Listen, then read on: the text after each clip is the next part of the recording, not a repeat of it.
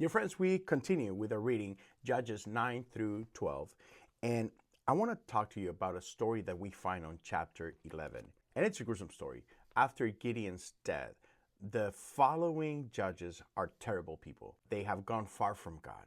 And this was a warning from Joshua from a long time ago, right? So we see how this is going. They're going in this downward spiral. And it's awful. Chapter 11 tells us the story of Jephthah. And he's a guy who's about to fight the Ammonites. They've been oppressed by them for a long time. So he goes out to battle and he makes a vow before God. And I want to be very clear here. God does not ask for it. This is something that comes out of his own heart, okay? And this is what he declares, verse 30, 31. And Jephthah made a vow to the Lord. He said, if you give me victory over the Ammonites, I will give to the Lord whatever comes out of my house to meet me when I return.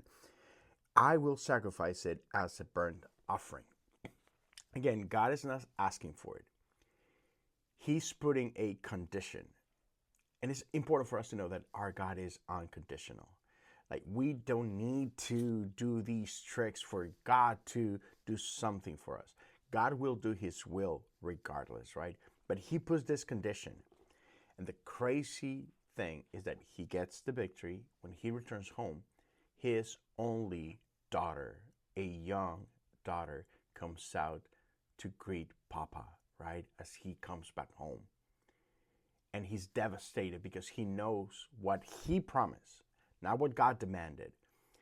And the saddest thing is that he goes on with this promise he made himself, and he sacrificed his daughter, who is blameless in all of this. He suffers the consequences of dad's bad decisions. And so the warning here for us is, like, what are we doing, right? Why are we making promises to God that God is not requesting, right? Later on, the Bible says, let your yes be yes and let your no be no. And we don't have to try to twist God's arm into, like, if you help me, I'll do this and that. That's not how God operates. We don't have to bribe God. And so let's be careful with the promises we make, especially when we're making promises to God. Let's just go the other way and let's just commit to whatever we say we're going to do, and let's do it for the right reasons. And let's not do for God things that God has clearly condemned, because this was a practice that he was like, don't ever do this. So friends, let's just be careful.